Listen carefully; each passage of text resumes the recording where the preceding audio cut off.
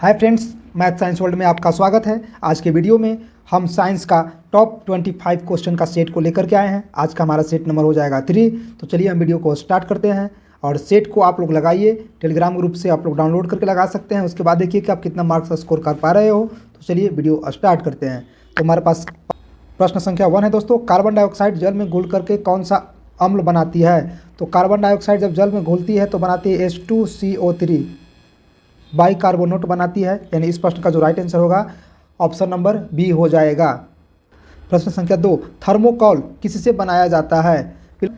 Thermocol किससे बनाया जाता है? तो ये बनाया जाता है दोस्तों पॉलीस्टाइरीन से।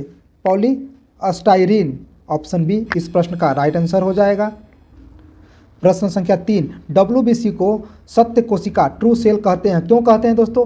क्योंकि WBC जो है इसके अंदर केंद्रक जो होता है ना, सेंट्रॉइड उपस्थित रहता है। यानी केंद्रक की उपस्थिति के कारण WBC को ट्रू सेल कहते हैं। इस प्रश्न का जो राइट आंसर होगा ऑप्शन ए हो जाएगा। प्रश्न संख्या 4, स्तनधारियों की RBC में हीमोग्लोबिन का क्या प्रतिशत होता है? तो स्तनधारियों की जो RBC होता है उसके हीमोग्लोबिन में का जो प्रतिशत होगा क्या होगा दोस्तों? वह होता है 34%। 34%। इस प्रश्न का जो आंसर होगा ऑप्शन बी हो जाएगा। देखेंगे प्रश्न संख्या 5। प्रश्न संख्या 5 है दोस्तों, दो प्रतिरोधकों 10 ओम और 20 ओम को श्रृंखला यानी सीरीज में जोड़ा जाता है तो इस संयोजन में वोल्टेज आपूर्ति 30 वोल्ट दी जाती है। तो 10 ओम वाले प्रतिरोधक का वोल्टेज होगा। यानी 10 ओम वाले प्रतिरोधक से हमें वोल्टेज की गणना करनी है। तो देखिए यहाँ पे देखिए दोस्तों, मैंने एक ड्राइंग बनाया है। एक प्रतिरोध है जिसका प्रतिरोधकता जो है 10 ओम है, दूसरा का 20 ओम है। तो मान लिए कि R1 का मान 10 है और R2 का मान 20 है। वोल्टेज यहाँ पे दे दिया है दोस्तों, कितना वोल्टेज है? वोल्टेज है 30 वोल्ट। R1 मान लिए 10 ओम है, R2 20 ओम। तो यहाँ क्या है? सीरीज में है यानी श्रृंखला में है। श्रृंखला में अगर समतुल्य प्रतिरोध निकालना है R सीरीज तो दोनों जुट जाएगा। तो यहाँ से RS मतलब सीरीज में कितना हो जाएगा? 10 ओम और 20 ओम दोनों आपस में ऐड हो गए। टोटल कितना हो गया आपके पास? 30 ओम हो गए समतुल। तो देखिए हमारे पास R सीरीज का मान आया 30 ओम और ये पूरे परिपथ का जो वोल्टेज है, विभवांतर जो है वह 30 वोल्ट है। तो V का मान यहाँ से आ गया कितना? 30 वोल्ट। तो इस सीरीज में करंट का मान कितना होगा? करंट मतलब I। करंट का मतलब कितना होगा? तो करंट बराबर होता है वोल्टेज अपॉन रेजिस्टेंस। तो V का मान यहाँ पर 30 है और समतुल्य रेजिस्टेंस प्रतिरोध आया 30। यहाँ 30 से 30 कैंसिल होगा, आया कितना? 1 एम्पियर। किसका मान आया? I का मान 1 एम्पियर आया। यानी कहने का मतलब है कि अगर इस परिपथ में I का मान कितना दौड़ रहा है तो इस परिपथ में I का जो मान है, I का मान कितना आ गया? 1 एम्पियर आ गया। यानी यहाँ भी जो है I का मान कितना है? I का मान भी यहाँ भी 1 एम्पियर है और यहाँ भी 1 एम्पियर है। वोल्टेज कितना आया? 30 वोल्ट। तो यदि 10 ओम वाले प्रतिरोध से जिसका भी I का मान 1 है और 20 ओम वाले प्रतिरोध से उसमें भी I का मान 1 एम्पियर है, तो फिर दोनों में वोल्टेज का कुछ न कुछ अंतर होगा। तो हमें किसका पूछा? 10 ओम वाले प्रतिरोध का वोल्टेज। तो 10 ओम वाला में चलेंगे। 10 ओम कौन सा है? यहाँ पे देख 10 ओम यानी R1 में R1 का मान कितना था? 10 ओम। इससे करंट कितना प्रवाहित हो रहा था? 1 एम्पियर। तो हमें क्या निकालना है? वोल्टेज। तो वोल्टेज बराबर होता है IR। आप लोग सब जानते हो I का मान 1 और R का मान 10। दोनों क्या हो गया? यहाँ से हो गया 10 वोल्ट। 10 वोल्ट इस प्रश्न का राइट आंसर हो जाएगा, यानी ऑप्शन बी हो जाएगा। प्रश्न संख्या 6, सहलगनता सिद्धांत देने वाले वैज्ञानिक थे। तो दोस्तों सहलगनता सिद्धांत देने वाले वैज्ञानिक का नाम क्या था? बिल्कुल सही जवाब दिया आप लोगों ने, मार्गर और कैसल। ऑप्शन ए इस प्रश्न का राइट आंसर हो जाएगा। प्रश्न संख्या 7 देखेंगे, K2SO4 का मोलर द्रव्यमान क्या होगा? आप लोग सब लोग जानते हैं कि मोलर द्रव्यमान कैसे निकालते हैं। तो हमें निकालना है K2SO4 का मोलर द्रव्यमान। K का द्रव्यमान होता है दोस्तों दशमलव होता है 39 समथिंग, लेकिन हम पूरा ले रहे हैं। सल्फर का होता है 32, ऑक्सीजन का होता है 16। हमें मोलर द्रव्यमान निकालना है K2SO4 का। तो यहाँ देखिए K कितना है? पोटेशियम का 2 परमाणु है, तो पहले 2 गुना और पोटेशियम का कितना? 39। तो 39 लिखेंगे प्लस सल्फर का कितना होता है? 32। तो दोस्तों यहाँ सल्फर का 1 परमाणु तो 32 आएगा, प्लस ऑक्सीजन। देखिए ऑक्सीजन का कितना होता है? 16। और कितना परमाणु है? 4 परमाणु है। तो यहाँ से होगा 4 गुना और कितना हो जाएगा दोस्तों? 16 से। इसको हल करेंगे इसको हल करेंगे दोस्तों तो यहाँ होता है 39 दूना का 78 अब प्लस में 32 गुना, ये तो 32 का 32 रहेगा दोस्तों, 16 चौका 64, ये सभी को आपस में जोड़ देंगे तो 174 आ जाएगा। यानी इस प्रश्न का राइट आंसर क्या हो जाएगा 174 ग्राम पर मोल, यानी ऑप्शन सी इस प्रश्न का राइट आंसर हो जाएगा। दोस्तों अगर न्यूमेरिकल सबको समझ में आ रहा है तो हमारे चैनल को लास्ट तक जरूर देखिए, अपने दोस्तों को भी इस वीडियो को शेयर कीजिए, क्योंकि कोशिश करेंगे रोज एक सेट देने का। प्रश्न संख्या 8, पाचन तंत्र में वर्मी फॉर्म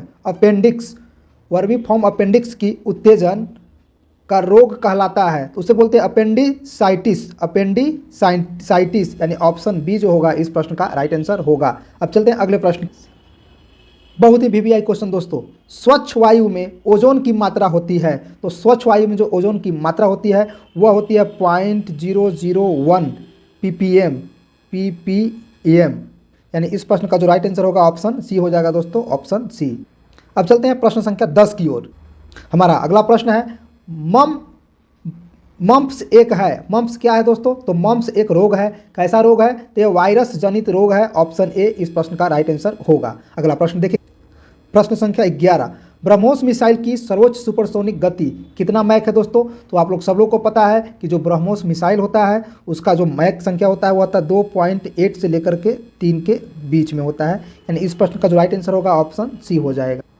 प्रश्न संख्या 12, एक शाफ्ट की आवर्तन गति को निर्धारित करने का इस्तेमाल किया जाता है, तो यदि एक शाफ्ट की आवर्तन गति निकालना है तो इसके लिए इस्तेमाल किया जाता है दोस्तों टोकोमीटर, यानी इस प्रश्न का जो राइट आंसर होगा ऑप्शन बी हो जाएगा, इस प्रश्न का जो राइट आंसर होगा ऑप्शन बी हो जाएगा। प्रश्न संख्या 13 देखेंगे दोस्तों, क्या कहता है, कहता है अगर ब्रोमीन परमाणु के दो समस्थानिक, ब्रोमीन जिसका परमाणु संख्या कितना है 35, द्रव्यांश संख्या 79, दूसरा है ब्रोमीन का परमाणु संख्या 35, द्रव्यांश संख्या 81 है, दोनों का दिया हुआ है के रूप में है, तो ब्रोमीन परमाणु का औसतन परमाणु द्रव्यमान होगा, जिसका देखिए द्रव्यमान संख्या 79 है, उसका दिया हुआ है 49.7%, और वैसा ब्रोमीन जिसका परमाणु द्रव्यमान 81 है उसका दिया हुआ है 50.3% के रूप में है, तो औसत परमाणु द्रव्यमान निकालना है। बहुत ही अच्छे तरीक़ा से इसको समझेंगे दोस्तों। ब्रोमीन के दो समस्थानिक है Br, जिसकी परमाणु संख्या देखिए द्रव्यमान संख्या कितना है 79 और दूसरा का 81 है, हमें औसत परमाणु द्रव्यमान निकालना है, तो जिसका देखिए ध्यान दीजिए दोस्तों, जिसका द्रव्यमान संख्या 79 है वह कितना परसेंट दिया हुआ है, यहाँ पे दिया हुआ है दोस्तों वह है 49.7%, और जिसका द्रव्यमान संख्या 81 है वह है 50.3%। ठीक है दोस्तों, यहाँ पे हम एक काम कर सकते हैं कि इसको हम परसेंट को हटाएंगे तो 2 जीरो जो है यहाँ पे ऐड हो सकता है दोस्तों, 2 जीरो क्या हो जाएगा ऐड हो जाएगा। तो जैसे ही परसेंट निकालेंगे तो होगा 49.7, औसत निकालना है दोस्तों तो बटा में इसको 100 कर देंगे। ठीक है दोस्तों, इसको अगर हम परसेंट हटा दें तो यह होगा 50.3 अपॉन का 100। अब देखिए हमें क्या निकालना है औसत परमाणु द्रव्यमान, तो औसत परमाणु द्रव्यमान निकालना है, तो यहाँ से फार्मूला दोनों को जोड़ दीजिए दोस्तों, औसत निकल जाएगा 49.7 भागा 100 प्लस 50.3 भागा 100 दोनों। लेकिन ध्यान दीजिए यहाँ पे कैसे करेंगे दोस्तों, यहाँ तो औसत आ गया, औसत के बाद देखिए जिसका परमाणु द्रव्यमान 79 है इसमें गुणा हो जाएगा कितना से 79 से, इसका परमाणु द्रव्यमान कितना है 81, गुना हो जाएगा 81 से, इसके बाद यह आपका राइट आंसर हो गया दोस्तों। इसको जब हल करेंगे गुना करेंगे तो यह हो जाएगा 39.263 प्लस इसको हम लोग सॉल्व करेंगे तो यह होगा 40.74, दोनों आपस में ऐड होगा तो यह हो जाएगा 80.006 यूनिट, यानी इस प्रश्न का जो राइट आंसर होगा ऑप्शन ए हो जाएगा, ऑप्शन ए इस प्रश्न का राइट आंसर हो जाएगा। दोस्तों अगर फिर भी आपको समझ में नहीं आ रहा है तो आप कमेंट जरूर कीजिए ताकि हम अच्छे ढंग से समझाने का प्रयास करें। प्रश्न संख्या 14 है, भूटिया एक नस्ल है, भूटिया जो नस्ल है दोस्तों वह एक घोड़ा का नस्ल है, इस प्रश्न का जो राइट आंसर होगा ऑप्शन डी हो जाएगा। हमारा अगला प्रश्न है प्रश्न संख्या 15, 1 लीटर जल में अणुओं की संख्या होती है, तो 1 लीटर जल में अणुओं की संख्या कितना होगी दोस्तों 3.45 गुना 10 के पावर 25 होगी। कैसे होगी दोस्तों उसको देखते हैं। तो इस प्रश्न का जो राइट आंसर होगा दोस्तों वह हो जाएगा ऑप्शन बी, ऑप्शन बी। प्रश्न संख्या 16, प्रकाश एक माध्यम से जिनका अपवर्तनांक n1 है दूसरे माध्यम में जिसका अपवर्तनांक n2 है जाता है, यदि आपतन कोण I तथा अपवर्तन कोण आर हो तो साइन आई बटा साइन आर बराबर होता है। देखिए दो मीडियम है, पहला मीडियम का जो अपवर्तनांक है दोस्तों μ1 का अगर मान कहा जाए तो यह है n1, उसी तरीका से दूसरा मीडियम है उसका अपवर्तनांक है n2। तो यदि आपतन कोण आई और अपवर्तन कोण आर हो तो यहाँ से पूछ रहा है साइन आई बटा में साइन आर बराबर, यह दोस्तों उलट जाता है, 1 का 2 से होगा n2 बटा n1 हो जाएगा, या उल्टा हो जाएगा, 2 ऊपर 1 नीचे, यानी इस प्रश्न का जो राइट आंसर होगा ऑप्शन डी हो जाएगा, ऑप्शन डी। दोस्तों प्रश्न संख्या 17, एक प्रिज्म कितने सतहों से घिरा रहता है? तो एक प्रिज्म जो है 5 सतह से घिरा रहता है, यानी ऑप्शन बी इस प्रश्न का राइट आंसर हो जाएगा। प्रश्न संख्या 18 देखेंगे, ब्रह्मांड में न्यूनतम संभव ताप मिनिमम पॉसिबल टेम्परेचर कितना है? तो ब्रह्मांड में मिनिमम जो टेम्परेचर होता है -273 डिग्री सेल्सियस होता है, यानी इस प्रश्न का राइट आंसर ऑप्शन ए हो जाएगा। अगला प्रश्न देखते हैं, प्रश्न संख्या 19, डीवीडी का पूरा नाम है? तो सब लोग जानते हैं दोस्तों कि डीवीडी का पूरा नाम क्या होता है? डिजिटल बहुमुखी डिस्क, यानी डिजिटल वीडियो डिस्क होता है, यानी इस प्रश्न का जो राइट आंसर होगा ऑप्शन सी हो जाएगा। अगला प्रश्न संख्या 20, आंकड़ा संचरण डेटा कम्युनिकेशन को सामान्यतः किस इकाई से मापा जाता है? तो डेटा बिट्स प्रति सेकेंड मापा जाता है, यानी इस प्रश्न का जो राइट आंसर होगा वह होगा ऑप्शन ए, बिट्स प्रति सेकेंड।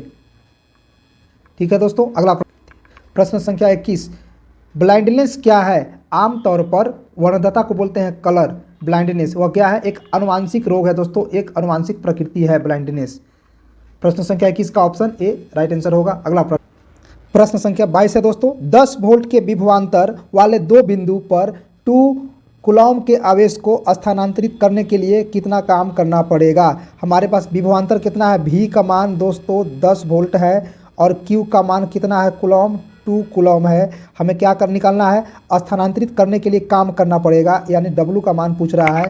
तो W बराबर होता है V इंटू का Q, V इंटू का Q होता है दोस्तों, हम सिंपल सा फार्मूला बेस्ड पर प्रश्न था। तो यहाँ से V का मान 10 और Q का मान 2, यानी यहाँ से जो आएगा क्या आएगा? 20 वोल्ट कूलॉम आएगा, जिसको कूलॉम वोल्ट को बोलते हैं क्या? उसको बोलते हैं जूल, यानी इस प्रश्न का राइट आंसर होगा 20 जूल, ऑप्शन बी इस प्रश्न का राइट आंसर हो जाएगा। प्रश्न संख्या 23, इसरो अंतरिक्ष आयोग एवं अंतरिक्ष विभाग अस्तित्व में कब आया था? तो इसरो आया था दोस्तों 1969 में और अंतरिक्ष विभाग आया था 1972 में, यानी इस प्रश्न का जो राइट आंसर होगा ऑप्शन बी हो जाएगा, 23 का ऑप्शन बी। अब अगला प्रश्न की ओर चले। प्रश्न संख्या 24 क्या कहता है? निम्नलिखित में कौन सा युग्म सही सुमेलित नहीं है? तो इस प्रश्न का जो राइट आंसर है दोस्तों वह होगा, बिल्कुल सही जवाब दिया आप लोगों ने, पीवीसी थर्मोसेटिंग प्लास्टिक नहीं है, पीवीसी थर्मोसेटिंग नहीं है, यानी इस प्रश्न का जो राइट आंसर होगा ऑप्शन बी हो। आज का आखिरी प्रश्न, निम्नलिखित में कौन विस्फोटक पदार्थ एक्सप्लोसिव मटेरियल्स नहीं है? डायनामाइट जो है दोस्तों एक्सप्लोसिव है, होगा, साइक्लोनाइट भी होगा, पिक्रिक अम्ल होगा, चौथा क्या? टेट्रासाइक्लिन, यह जो है विस्फोटक पदार्थ नहीं है, तो विस्फोटक पदार्थ नहीं पूछ रहा था, यानी इस प्रश्न का जो राइट आंसर होगा ऑप्शन डी हो जाएगा। तो इस तरीका से आज हम लोगों ने सेट संख्या 3 को कंप्लीट कर लिया है दोस्तों। अगर आपको इससे कुछ वीडियो अच्छा लग रहा हो तो वीडियो को ज़रूर शेयर करें अपने दोस्तों को, और चैनल को सब्सक्राइब करना ना भूलें, लाइक भी करें।